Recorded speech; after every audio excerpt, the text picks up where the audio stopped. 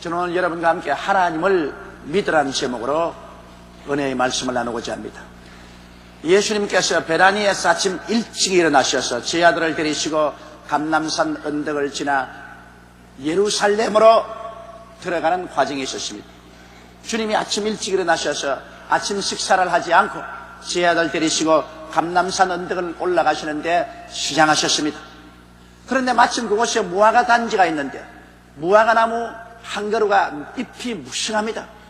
예수님께서는 혹시 그곳에 무화과 남은 것이 있을까 싶어서 제 아들과 함께 길 옆을 지나서 무화과 나무 밑에 섰습니다. 자세히 살펴봐도 잎만 무성했지 무화과 열매는 하나도 없었습니다. 예수님은 제 아들이 되는 앞에서 장엄하게 말씀하셨습니다. 지금으로부터 영원토록 이 무화과 나무에서 사람들은 과실을 따먹지 못할지어다. 그렇게 말씀하셨죠. 제 아들은 무심히 예수님이 무화과 열매가 없었으니까 속상해서 그렇게 말씀하시는 것보다 그러고 지나갔었습니다. 그리고 저녁이 되어서 다시 베다니로 들어와서 주무시고 그 이튿날 아침에 일찍이 또다시 예루살렘으로 가는 도중에 그 무화과 나무 밑을 지나가는데 베드로가 보니 무화과 나무가 뿌리 채 말라버렸어요. 깜짝 놀랐어요. 어제 그렇게 싱그럽고 무성하던 무화과 나무가 이젠 뿌리 채 말라버렸어요. 하도 신기해서 주여 주님께서 어제 저주하시는 무화과가 말랐나이다. 그렇게 말하죠. 예수님은 발걸음을 멈추시고 제 아들 보고 말씀하셨습니다. 하나님을 믿어라. 진실로 내가 너에게 이르노니 누구든지 산들어 명하여 바다에 던지우라 하고 그 말하는 것이 이룰 줄 마음에 믿고 의심하지 아니하면 그대로 되리라. 그러므로 다시 내가 내게 이르노니 무엇이든지 기도하고 구한 것은 받은 줄로 믿어라. 그리하면 그대로 되리라. 이렇게 말씀하시므로 신앙생활 중에 하나님의 기적을 가져올 수 있는 위대한 법칙을 예수님께서 여기에 해설해 놓으셨습니다. 오늘날 우리가 그리스도의 가르침을 마음속에 진실로 받아들인다면 우리의 생활 속에 전에 상상할 수 없던 그 많은 기적들이 일어나고 창조적인 생활에 우리가 참여할 수 있게 될 것입니다. 그러므로 오늘 저는 여러분과 함께 어떻게 하면 우리 생애 속에 기적을 가져오는 창조적인 신앙생활을 할 수 있을까, 그 법칙을 한번 배워보고자 하는 것입니다. 첫째로 예수님께서는 우리에게 기적을 가져오는 기도와 신앙생활을 하기 위해서는 하나님을 믿으라고 말한 것입니다. 누구 하나님을 안 믿는 사람이 있나요? 그러나 여러분, 우리가 하나님을 믿되 올바른 자세로 하나님을 믿어야 되기 때문인 것입니다. 우리 하나님은 창조주 하나님이신 것입니다. 하나님은 무에서 유를 창조하십니다. 태초에 하나님이 천지를 창조했다고 성경은 기록하고 있습니다. 빛을 지으신 하나님, 궁창을 만드신 하나님, 땅을 만드신 하나님, 오곡백과를 지으신 하나님, 해와 달과 별들을 만드신 하나님, 새들과 물고기를 지으신 하나님, 곤충들과 짐승을 지으신 하나님, 그리고 최후로 하나님의 형상과 모양을 쫓아 사람을 짓되 남녀를 지으신 하나님, 이 하나님을 믿으라는 것입니다. 이 하나님은 창조주 하나님이시기 때문에 이 하나님의 손에는 능치 못하심이 없습니다. 그렇기 때문에 우리가 하나님을 믿는다는 것은 무궁무진한 능력을 우리 배후에 가질 수 있다는 것을 의미하는 것입니다. 그뿐 아니라 하나님을 믿으라는 말씀은 구원의 하나님을 믿으라는 것입니다. 사람이 타락해서 하나님을 저버리고 자행자지해서 양같이 그릇 행하여 떠나보고 말았었습니다. 사람은 불하고 거룩지 못하고 추악하고 이제는 영원히 버림받을 수밖에 없습니다. 그러나 이러한 사람들을 하나님은 사랑하셔서 하나님이 관심을 가지고 계셨습니다. 저 방대한 우주를 지으신 하나님께서 모래알 같은 인간에게 무슨 관심이 있겠냐고 질문할 사람도 있을 것입니다. 그러나 성경은 밝히 말씀하시기를 하나님이 세상을 이처럼 사랑하사 독생자를 주셨으니 누구든지 저를 믿으면 멸망하지 않고 영생을 얻으리라고 말씀하신 것입니다. 하나님은 그 아들 예수님을 보내셔서 십자가에 못 박을 정도로 우리를 사랑하고 계시는 하나님을 믿으라는 것입니다. 이 그리스도의 깨어진 몸과 흘리신 피를 통해서 우리의 죄를 사하시는 하나님, 우리와 원수된 담을 흘고 화목케 해서 성령을 주시는 하나님, 우리의 연약과 질병을 청산해 주시는 하나님, 저주에서 벗어나고 아브라함의 복에 참여하게 하신 하나님, 사망의 엄침한 골짜기에서 건져내고 흑암의 권세에서 해방시켜 주어서 찬란한 천국의 영광을 주시기를 원하시는 하나님, 이 하나님을 믿으라는 것입니다. 그러므로 하나님은 좋은 하나님이시라는 것을 우리에게 보여주는 것입니다. 하나님은 우리에게 적대 감정을 가졌거나 나쁜 감정을 가지시고 우리를 도적질하고 죽이고 멸망시키려고 벼르고 계시는 하나님이 아니라는 것입니다. 우리를 사랑하시아 우리에게 영혼이 잘됨같이 범사에 잘되며 강건하고 생명을 얻되 더 풍성히 얻게 하기를 원하시는 좋으신 하나님을 믿으라는 것입니다. 하나님이 좋으신 하나님으로 우리에게 관심을 가지시고 우리에게 사랑을 퍼부는 것을 알게 될 때 우리는 하나님을 신뢰할 수 있고 이 하나님을 의지할 수 있고 하나님 앞에 그리스도의 보배로운 피를 의지해서 담대하게 나설 수가 있는 것입니다. 이러므로 이 창조주 하나님의 이 무궁무진하신 사랑과 구원의 하나님을 우리가 믿어야만 된다는 것입니다. 그뿐 아니라 이 하나님께서는 기적을 베푸시는 하나님이심을 믿어야 되는 것입니다. 오늘날 하나님께서 아무 기적도 베풀지 않는다면 우리는 하나님께 나가 기도할 필요가 없을 것입니다. 그러나 하나님께서 오늘날 또 우리 가운데 기적을 베푸시기 때문에 우리는 하나님 안에 소망을 가질 수가 있는 것입니다. 우리 인생을 살아가면서 인간의 힘으로 풀 수 없는 아주 얼기설기 혼란하게 된 실타래 같은 삶을 체험할 때가 많습니다. 아무리 사람의 손으로 이것을 올바르게 정돈해 보려고 해도 안 됩니다. 이럴 때 기적을 행하시는 하나님께 나올 도리밖에 없습니다. 이는 힘으로도 되지 아니하고 능으로도 되지 아니하되 오직 하나님의 성령으로 되신다고 성경은 말씀하고 있는 것입니다. 이렇기 때문에 우리는 하나님 앞에 나와서 기적을 기대할 수 있는 것입니다. 하나님께 소망을 둘 수가 있는 것입니다. 그러므로 이와 같은 하나님은 우리의 삶에 무궁무진한 자원이 될 수 있는 것입니다. 이 하나님께 우리가 의지할 때 우리는 캄캄한 밤에서 광명한 빛을 바라볼 수 있습니다. 우리는 사람으로서 더 이상 나아갈 수 없는 막다른 골목에서 하나님의 손길을 기대할 수 있기 때문에 그러므로 예수님께서 기적을 원하는 사람은 이 하나님을 믿어야 된다고 말씀하신 것입니다. 오늘날 같이 인간은 감각주의고 이성주의적인 세계 속에서 기적이란 없다고 말하는 이 세계 속에서는 아무런 창조적인 역사도 일어날 수가 없는 것입니다. 문제의 해답은 있을 수가 없는 것입니다. 그러나 우리 주 예수께서는 우리 눈에는 안 보이지만은 그러나 안 보이는 위대한 영적인 세계 속에서 눈에 보이는 만물을 지으신 원천적인 힘이 되신 하나님을 우리가 믿고 이 하나님을 나의 하나님으로 내 아버지로 믿고 의지할 때 우리의 삶 속에는 인간이 상상할 수 없는 위대한 에너지의 원천을 발견할 수 있다는 것입니다. 우리는 모든 힘이 고갈될 때 우리의 힘의 에너지의 원천이 바로 우리 하나님이 되신다는 것을 우리는 믿어야만 되는 것입니다. 이 하나님 없이는 우리는 위대한 삶을 살 수가 없는 것입니다. 둘째로 예수님께서 여기에 교훈하신 것은 하나님을 믿고 그 에너지의 원천에 의지하고 난 다음에는 이 산들을 명하여 바다에 던지우라 말하라고 말한 것입니다.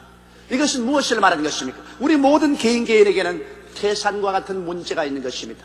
개인 문제, 가정 문제, 생활 문제, 사회 문제, 사업 문제, 또 내가 창조적인 생활을 해나가는데 걸림돌이 되는 태산 같은 문제가 없는 사람이 없습니다. 내가 눈을 들어 산을 보리라 나의 도움이 어디서 올 거라고 시편 기자가 말한 것처럼 우리에게는 항상 태산 같은 문제들이 우리의 가슴을 짓누르고 다가오는 것입니다. 그러므로 이러한 문제들을 우리는 해결하기 위해서 우리 하나님의 에너지를 이용해야만 된다는 것입니다. 하나님을 의지하고 난 다음에는 우리의 마음속에 이 산들어 저 바다에 던지려고 하는 분명한 꿈이 있어야 된다는 것입니다. 우리 마음속에 이와 같은 영롱하고도 확실하고 분명한 꿈이 없으면 하나님의 역사를 담을 그릇이 없습니다. 하나님의 역사는 우리 마음속에 꿈으로 담는 것입니다. 오늘 인생을 살면서 삶의 목표도 없고 방향도 없고 성취의 꿈도 없이 바람 부는 대로 물결 치는 대로 떠내려가는 사람이 많습니다. 이와 같이 떠내려가는 사람은 아무리 하나님의 에너지가 천지에 충만하게 있어도 이 사람을 위해서는 전혀 무용지물이 되고 마는 것입니다. 여러분의 생활 속에 삶의 목표가 있어야 됩니다. 그 목표에 따른 분명한 꿈이 있어야만 되는 것입니다. 이 산을 바다로 옮긴다는 그 영롱하고도 분명한 꿈이 마음속에 태동해야 하나님께서 역사할 수 있는 것입니다.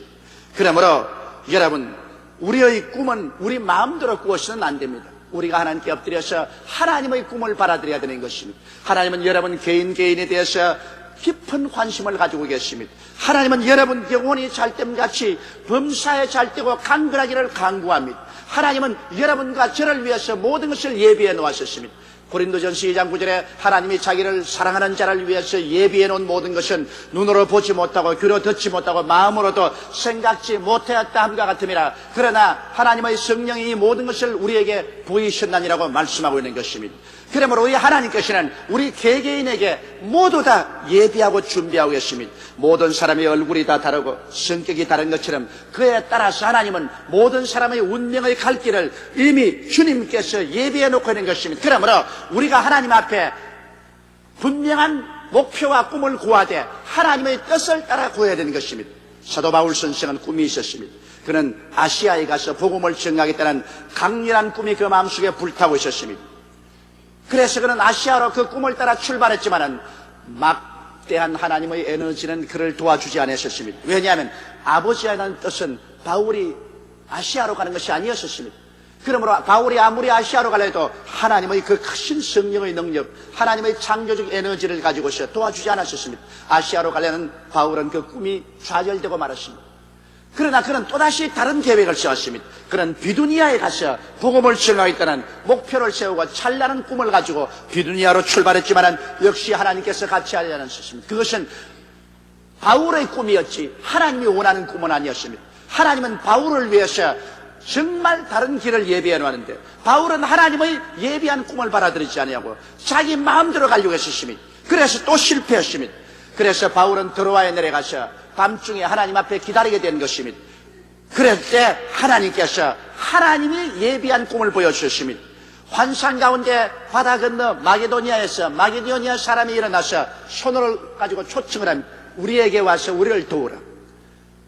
바울은 거기에서 비로소 자기를 위해서 예비해 놓으신 하나님의 꿈을 알아냈었습니다. 그런 하나님의 꿈을 받아들이고 그 꿈 속에 온갖 정열을 가지고 나갈 때 우주를 지으신 하나님의 창조적인 에너지가 그를 도와주므로 그런 하나님의 능력으로 마게도니아로 건너간 이후 300년 이내에 그 거대한 로마 제국을 회개시켜 그리스도 앞에 무릎을 꿇도록 만드는 원천적인 복음 선교에 성공하고 말았던 것입니다.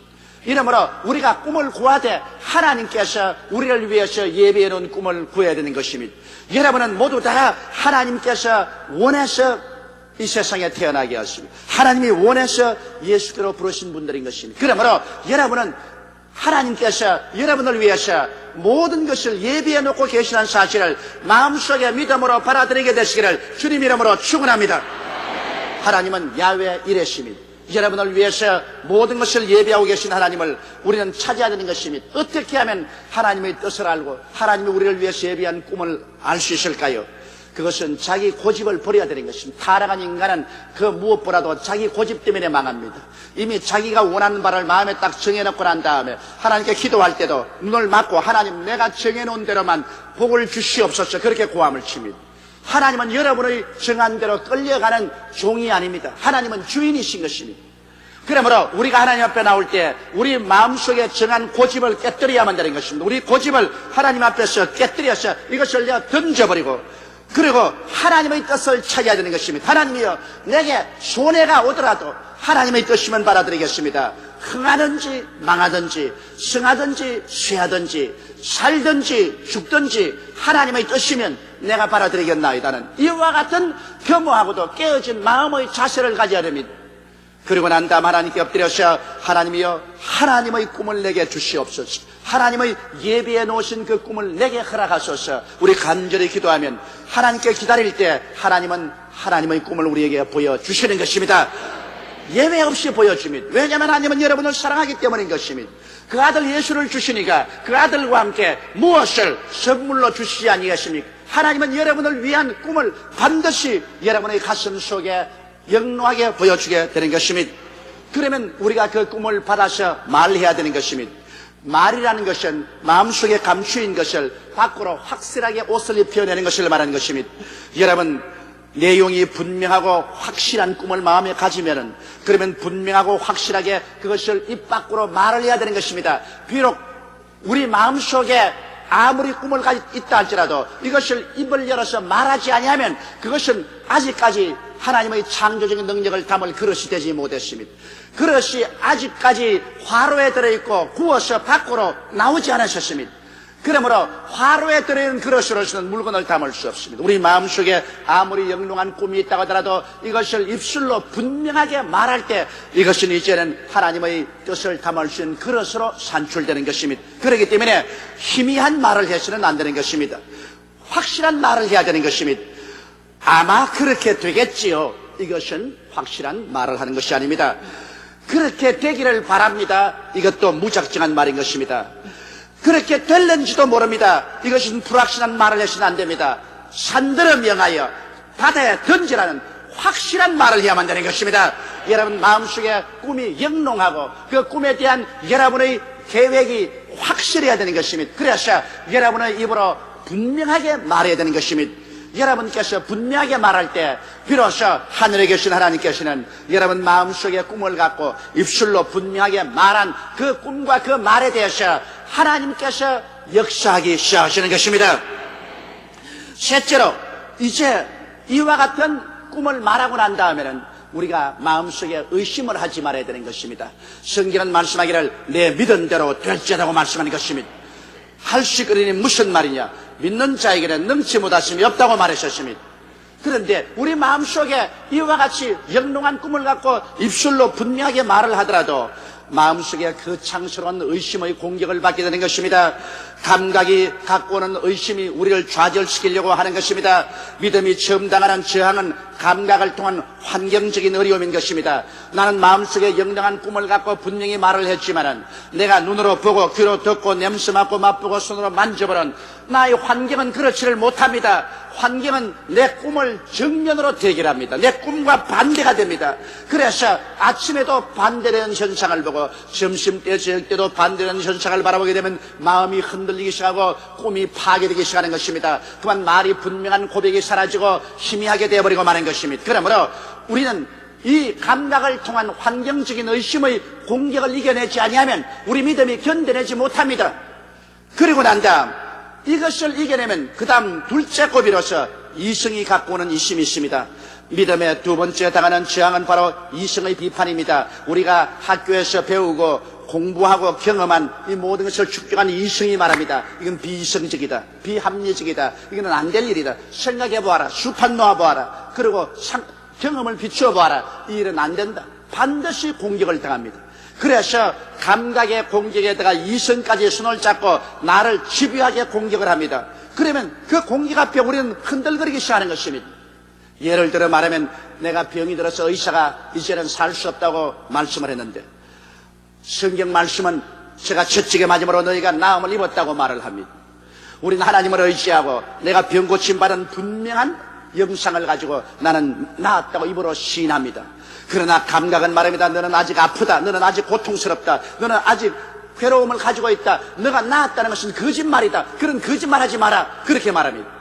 그런 그 육신의 감각적인 공격에 보태어서 이성이 말을 합니다. 이 사람아, 이학이 이렇게 발달되었는데 어디에 보이지 않는 하나님을 의지하고 병이 난단 말이 무슨 말이냐? 이것은 수술을 받고 약을 먹어도 나을까 말까 하는데 그래 막연하게 믿음으로 고친다니 이런 바보스러운 일을 어떻게 말하냐? 그런 무식한 소리 하지 마라. 이렇게 이성이 합세해서 공격을 합니다. 대개의 감각과 이성의 공격 앞에 몰락하지 않은 사람이 없습니다. 대다수의 사람 여기에 무릎을 꿇고 포기해버리고 마는 것입니다. 그러나 여기에서 우리는 의심을 이기는 전쟁을 해야만 되는 것입니다. 어떻게 하여 의심을 이길 수 있을까요? 우리는 의심을 이기기 위해서는 하나님의 말씀을 하셔야 되는 것입니다. 말씀 이외에는 우리가 의심을 이길 수 있는 도리가 없습니다. 말씀으로만 감각을 대결하고 말씀으로만 이성을 대결할 수 있는 것입니다. 이 말씀만이 하나님께서 우리에게 주신 계시적인 지식인 것입니다. 그러므로 하나님의 말씀을 우리가 읽고 하나님 말씀을 묵상하고 하나님 말씀에 푹 잠기면은 그 하나님 말씀에서 나오는 믿음의 큰 자양분이 감각적인 의심과 이성적인 의심을 극복할 수 있는 힘을 주시는 것입니다.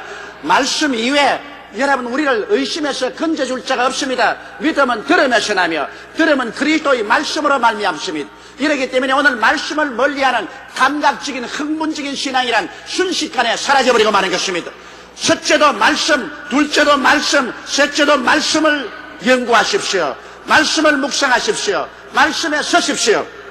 그리고 의심과 싸워서 이기기 위해서는 쉬지 말고 기도해야 되는 것입니다. 기도라는 것은 우리를 하나님과 교통하게 만들어주는 것입니다. 감각적인 사회 분위기, 이성적인 이 지적인 분위기를 떠나서 기도는 하나님과 함께 대화하게 만들어주는 것입니다. 천국의 대기를 호흡하게 만들어주는 것입니다. 기도를 하지 아니하면 그만 마음이 싹 식어져서 세상적인 생각이 마음에 싹 들어오는 것입니다. 그러나 엎드려서 계속 기도하면 이 세상적인 장벽이 깨뜨려지고 훈훈하고 따뜻한 하나님의 분위기 속으로 들어가게 되는 것입니다.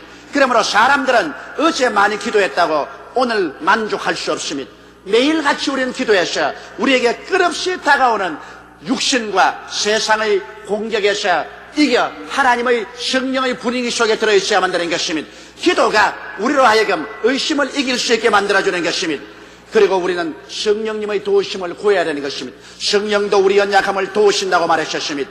성령이 보내주셔서 우리 속에 계신 것은 우리의 연약함을 돕기 위해서 와 계시기 때문에 성령님을 인정하고 환영하고 모셔드리고 성령께 의지하며 성령이여 나의 의심나는 것을 없애고 믿음으로 도와달라고 끊임없이 간구해야 되는 것입니다. 그리고 난 다음에 결정적으로 의심을 파괴하고 믿음을 가져올 수 있는 것은 여러분이 기도하고 구한 것은 받은 줄로 기정사실로 말하는 것입니다.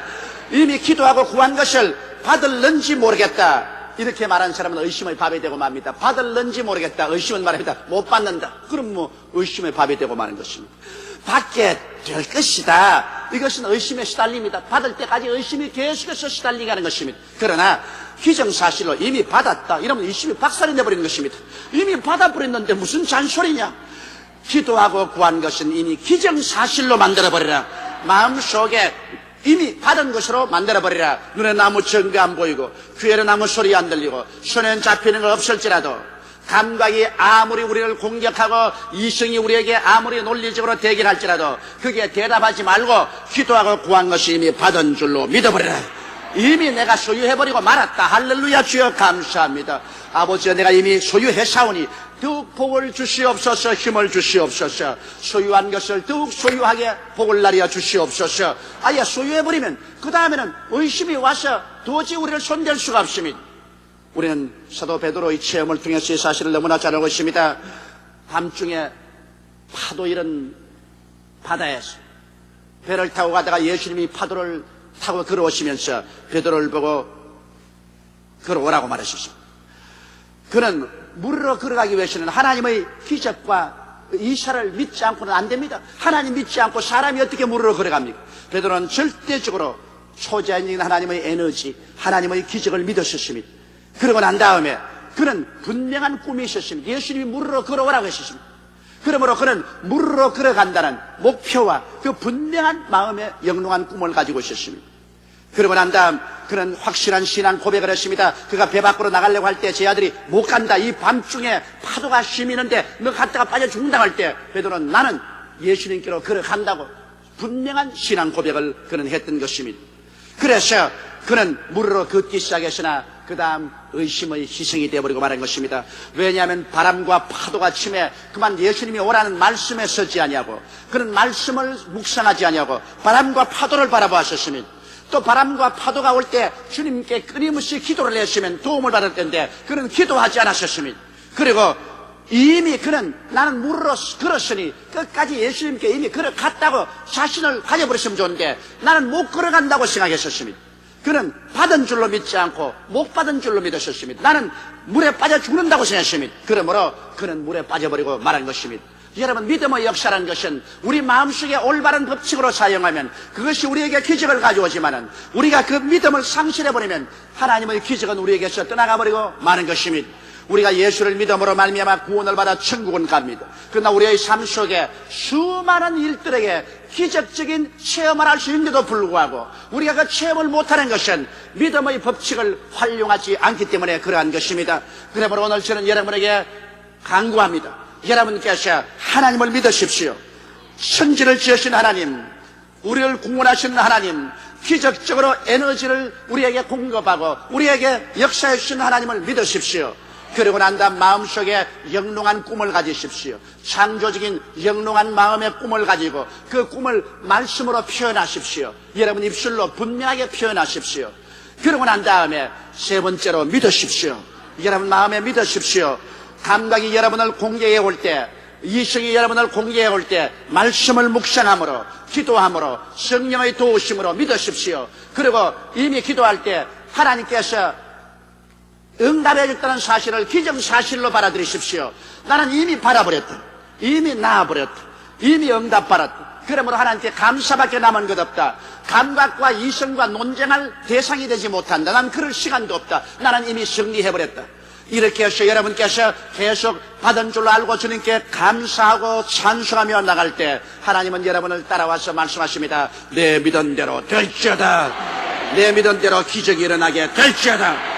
우리는 기적을 체험할 수 있습니다. 우리의 생활 속에 위대한 창조를 체험할 수 있는 것입니다.